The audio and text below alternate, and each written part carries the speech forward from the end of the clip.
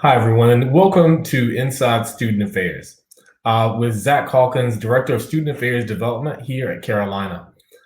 This opportunity for Inside Student Affairs has been built to ensure that people who are donors, supporters, followers, parents, alumni can follow the work of Student Affairs at UNC, but also take a deep dive and get a chance to meet people who are making a difference in our university and specifically across the Division of Student Affairs. And so with me today, I have a very special guest, Ion Outterbridge. He's the director of Fraternity and Sorority Life at UNC-Chapel Hill, and I'm so glad that he got a chance to join me. Hi, Ion, how are you? Doing well, Zach. Thanks for having me. Good, good. Well, thank you. And as I mentioned in the intro, this is just an opportunity through Student Affairs to talk about the work that we do and spread it not only to our supporters, but on all social media channels because the work that we do is important. We really, especially during COVID, have done a ton to support the university. People deserve an opportunity to meet people like you. So I'll start off and let you introduce yourself and talk about your time in Carolina and your career in Greek life. Sure. Well, once again, my name is Zion Outterbridge. I've actually been in Chapel Hill now, celebrated 6 years on February the 14th, to be exact. Wow. Started 2014 on February 14th, and but do have 24 years of experience in higher education, and a total of those working specifically in Greek life, 6 years at East Carolina University, and now 6 years at Carolina, which is a total of 12 years working at fraternity and sorority life. Wow. And you're a fraternity and sorority. Say again, I'm sorry. You're a member of a fraternity yourself. Yes, sir. Yes, sir. I've been 25 years now active as a member of Phi Beta Sigma, and just was appointed as the Southeastern Regional Director of Risk Management for the fraternity. So that means Oh, that's the North Carolina, South Carolina, and Eastern Tennessee, with the 7 different regions that we have within the fraternity. So I'm very active, on a graduate level, and also working with the collegians too. oh, very nice. Congrats. Thank you. So I want to hear from you specifically around your staff Sure. and the makeup and structure of fraternity and sorority life at UNC. Sure. We back in January of 2018, we moved from Granville Towers over to the student union, where we used to be a part of the Dean of Students office, but now we are actually part of the union family, which makes sense because Student Life and Leadership, which oversees all 800 plus student organizations, and we are just our 51 organizations are part of that big family. So we're now housed over in the union. I have 2 assistant directors that work with the 4 different council, which are NPHC, National Panhellenic Council Incorporated, which are the historically African American fraternities and sororities. Then we also have the Interfraternity Council, which is the largest male organization at Carolina, and then Panhellenic Association, which is the largest female organization at Carolina. And then we also have a Multicultural Greek Council, which is probably the fastest growing organization at Carolina. So my 2 assistant directors, along with our graduate assistant, works in the trenches with those student organizations, making sure that we stand as far as scholarship is our major commitment to for those students to themselves. Um, the other thing is philanthropy and community service, where last year COVID came in and took away some of our opportunities there. So we're looking forward to hopefully getting back to a normalcy this coming fall semester. And then leadership is also a major component. Our students are involved with other student organizations throughout campus. And lastly, we really talk about brotherhood and sisterhood and siblinghood, where our organizations are making sure that they strive on the importance of building those relationships while in college. And Zach, you and I both know after college, it's important that you still stay active. We look for not only just donorship, but just the support from our alumni to come back and be speakers in some of our programming aspects for our student organizations. Yeah, well, I'll start from the end. You talked about brotherhood and sisterhood and alumni, and talk about the relationship with alumni and the important role that they play in supporting the on campus organizations and helping the culture at Carolina continue. Yes, sure. All of our organizations have, of course, faculty and staff advisors, but another huge component of the success of our organizations are the alumni that come back and support these undergrads as far as mentors to make sure that they are living the vision and the principles of our organizations. So we work hard to make sure that we have those connections with alumni corporations. Especially from our IFC and Panhellenic Association, we have houses that are owned by that local housing corporation. We meet with those housing corporations at least twice a year. Now that COVID has been involved, we met with them a lot over the summer, helping with contingency plans to prepare for those students that were going to be living in those houses. But what I noticed out of that, we're going to continue that meeting with those housing corporations with our MPHC and MGC organizations. They do not have on-campus houses, but we still meet very heavily with their alumni to make sure that we are living up to their standards and just having that open and candid conversation to really improve our community. As Zach, I would say, we are in the process of going through a program review now, departmental review. Our internal part is going on now as we speak. Hopefully to have that done by the end of the spring semester, and then prepare for the external review as we bring 2 to 3 individuals to really dissect the internal review to see what kind of enhancements and changes we can make to our community. So I'm excited about that. No, it sounds very, very exciting. And in addition to giving, of course, which they can always do to support those programs, what else do you think alumni and parents can do to support the work of fraternity and sorority life? Um, Once we get back to normalcy on campus, I keep saying this. Last fall, we were trying to have, we wanted to have, not trying, we wanted to have a meet fraternity and sorority life, a meet and greet during one of the football games, but unfortunately, we couldn't do that.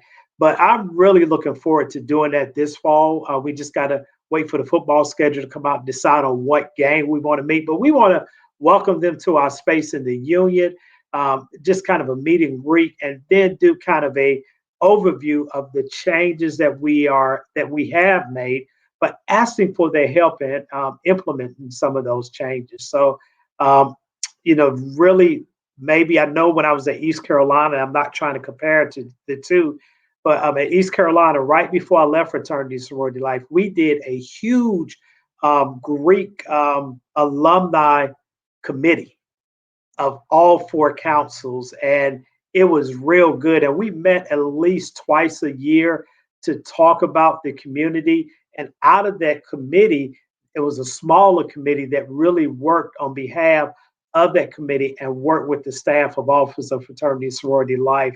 I really would like to put that in place for Carolina, because it's just so much that our students can take from our alumni, and also our students will be part of that alumni meeting and that group so they can hear from each other. I think that's important.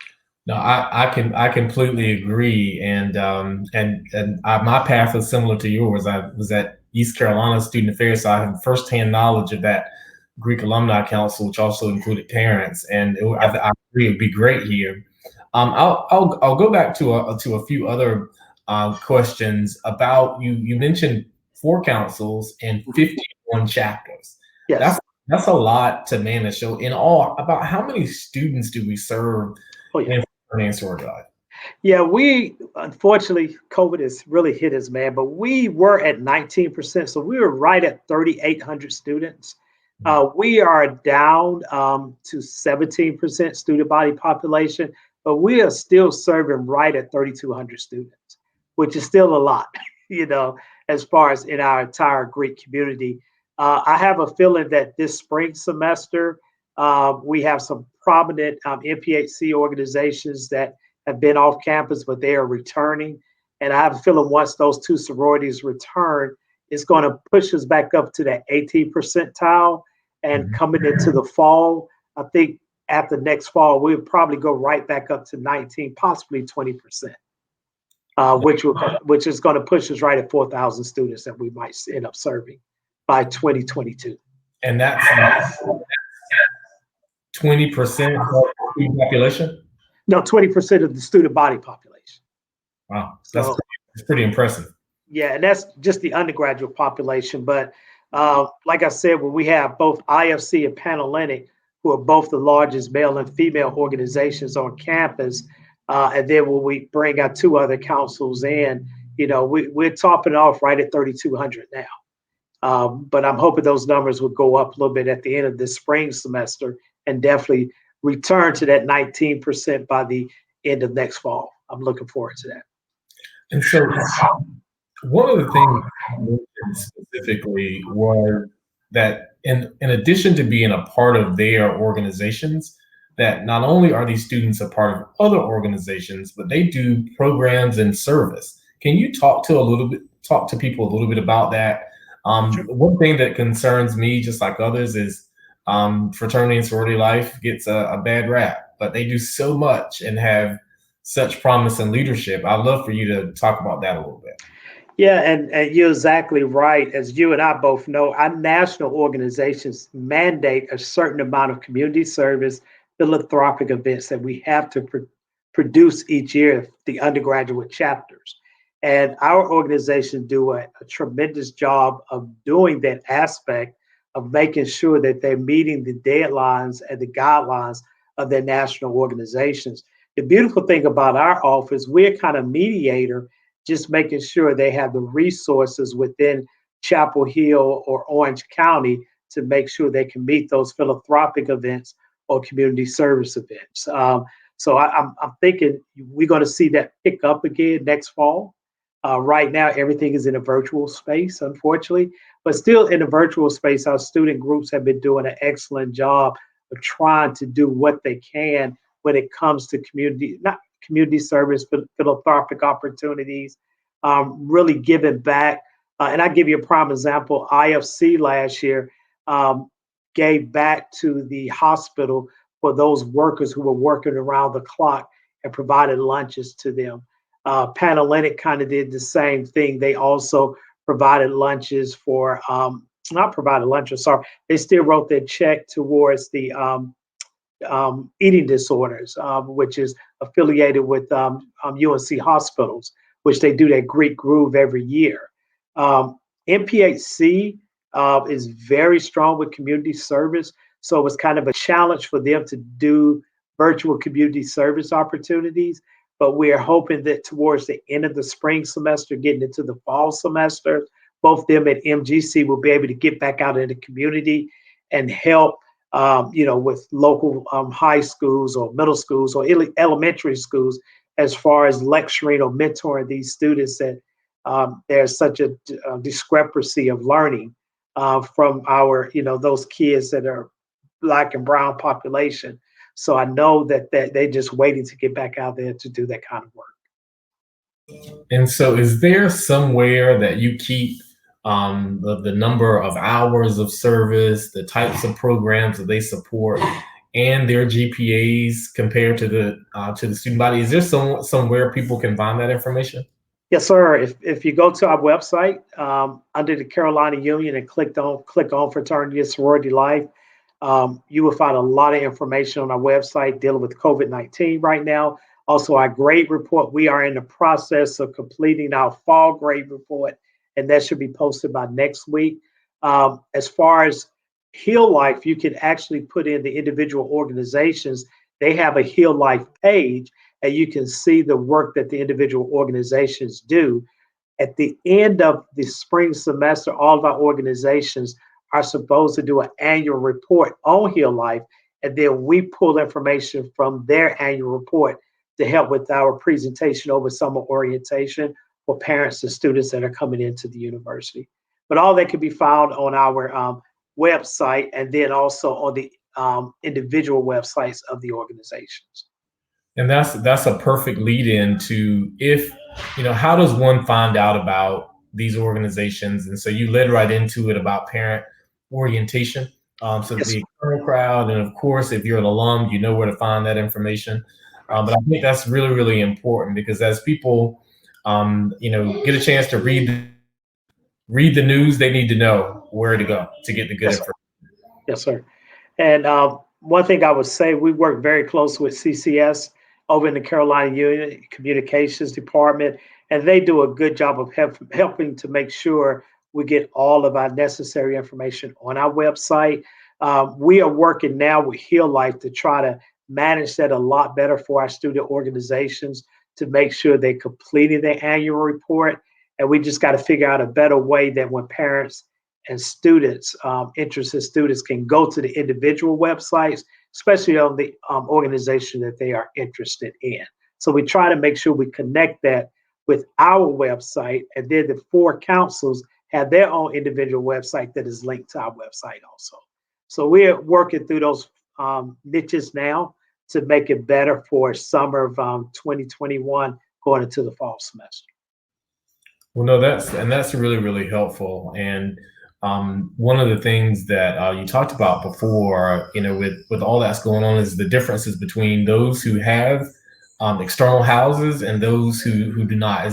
Can you talk about that just a little bit so that can be clear for people who don't, understand Sure. how those organizations work? Sure. We have a total of 30 fraternity and sorority houses that are close proximity to campus of IFC and Panhellenic organizations. But the university, we do not own those houses.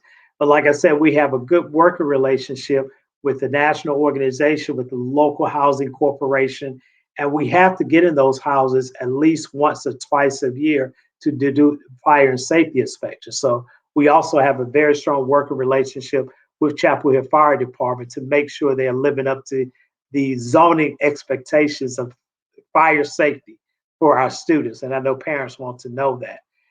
Like I said, our MPHC and our MGC organizations do not have off campus housing that is owned by either the local corporation or nationals, but a lot of our students live on South Campus, and we did work with housing. We got to get back to that, where there's a MPHC, um, what you call a suite, where MPHC, they can live together, certain organizations, and also they can study together and things of that nature. We had to, of course, stop that because of, we know why, but we'll be speaking with housing over the summer to return to that, and also bring MGC organizations that want to partake in that. So they will have a suite and a hallway. With right now, it's over in Ram Village, and we want to do that. Another thing, Zach, real quickly, we are very excited about our MPHC Legacy Plaza that will open up this. Our timeline is to have it completed for homecoming 2021. But this is just a recognition of our historically African Americans fraternities and sororities and the hard work they have done on the Carolina campus and community.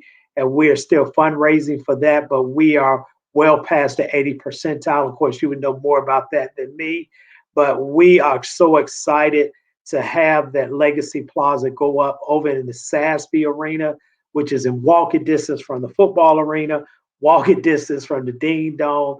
It's going to really give the opportunity for our students and our alumni when they come back at homecoming or big event, spring ball game. It's just going to have an opportunity to be very festival in that SASB area for those students and alumni. So we're excited about that also.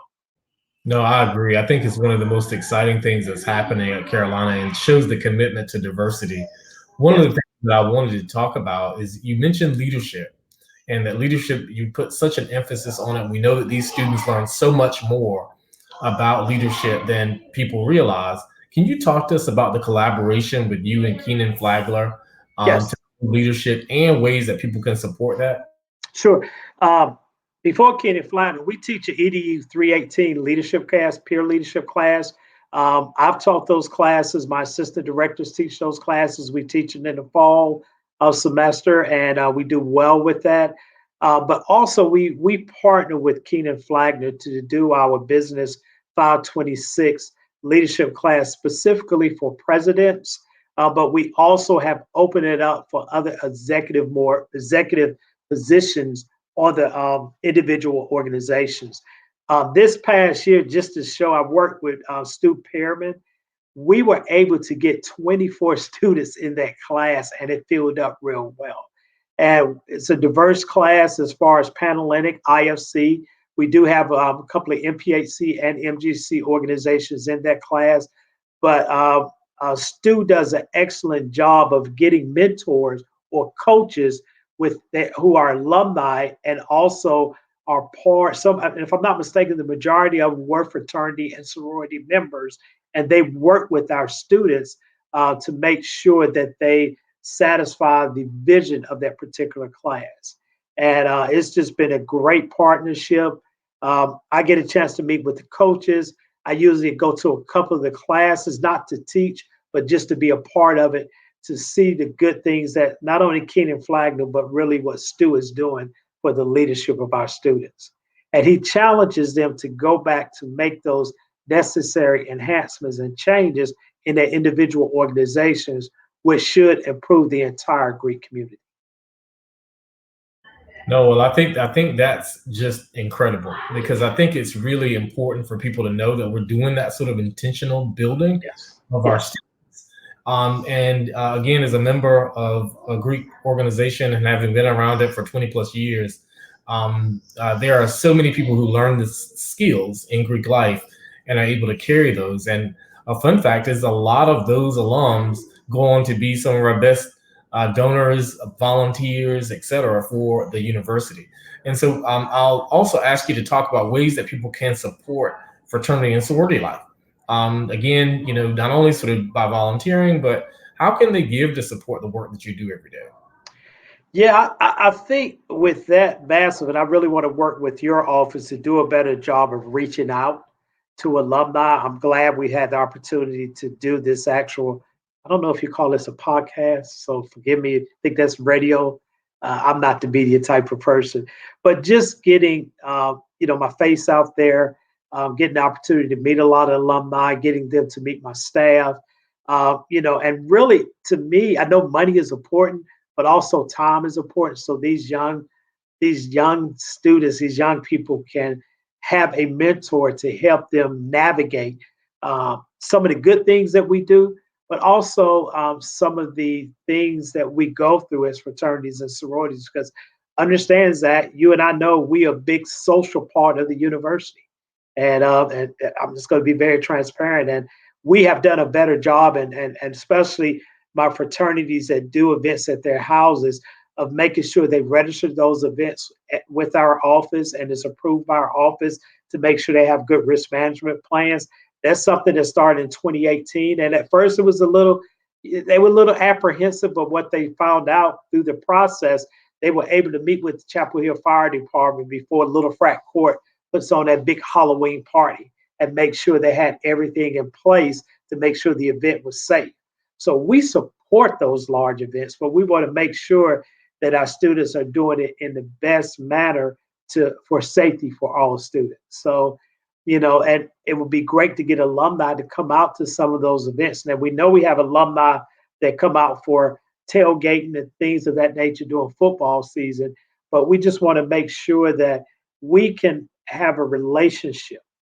And that's that brotherhood and sisterhood piece that we talked about. And that relationship goes beyond college, because then I think we would need to, it will help us make the necessary changes to have a more positive thing of what we do for the university and community. Well, and this has been an incredible conversation, and I'll allow you to give any sort of closing remarks that you like. But this has really been good, and I think informational and educational for people who are going to watch it. And this, again, it goes out to parents, to the Greek community, to alumni, and to people who are just friends of and interested in Greek life. And I think because of the recent press and the press over the last few years just about the systems, it's really important for people to know how we do things at Carolina and to get a chance to join that. So what I'll let you do is, a part of your remarks, tell them where they can find you and where they can find your office. Sure. We are located over the Frank Porter Graham Student Union up on the third floor, suite 3508. Our office is open 8:30 to 5 o'clock, but a lot of times, right now we're in a virtual space, so I understand that it's just one person in Monday through Friday. But in the fall, we will be in there, and a lot of times we are there weeknights and sometimes on weekend, depending on what programming is going on. Um, and if you go to our website, you will see the office phone number. But that's where we're located on campus. And Zach, I think I just like to end it. You know, when I joined my organization, like I said, 25 years ago, I joined it for life. And that means I have to give back. And of course, I pay my dues. I give back to undergrads who may not have the same opportunity I have. I think if we can deliver that same message, and my theory is, am I truly my brother or sister keeper? Then I know we will have a thriving fraternity and sorority life community here at UNC Chapel Hill. Even though we're going through a midst of some challenges now, I honestly feel that through those challenges, it's going to grow this community and we're going to come back better and much stronger. No, that's a great way to close it. COVID has given us some challenges, but if one system is resilient, this one is. Yes, sir. Yes, sir. So I appreciate your time, Ion, and this has been another incredible episode of Inside Student Affairs, allowing you to take a deep dive into the work that we do every single day to support student life at Carolina, specifically talking about fraternity and sorority life. So thank you for joining us. Thanks for having me. Bye. Bye-bye.